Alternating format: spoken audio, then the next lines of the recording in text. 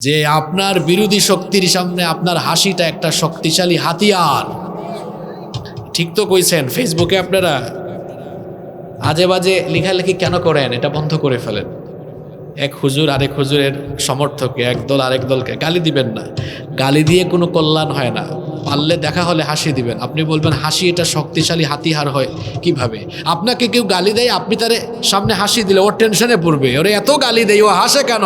কাফিররাও টেনশনে থাকতো, তারা বলতো মুহাম্মদ, আমরা বলি সাল্লাল্লাহু আলাইহি ওয়াসাল্লাম, এত গালি দেয়, এত নির্যাতন করি, তাও লোকটা আমাদের চোখের সামনে আসলে হাসি দিয়ে কথা বলে। আমরা তো তারই অনুসারী, আমাদেরকে যাই বলা হবে বলুক, যাই করবে করুক, হাসি দিয়ে কথা বললে আমার লস নাই। কারণ নবীজি বলেছেন তোমার ভাইয়ের সাথে হাসি মুখে কথা বললে আমলনামায় সাদকার সওয়াব দিয়ে দেওয়া হয়। সুবহানাল্লাহ।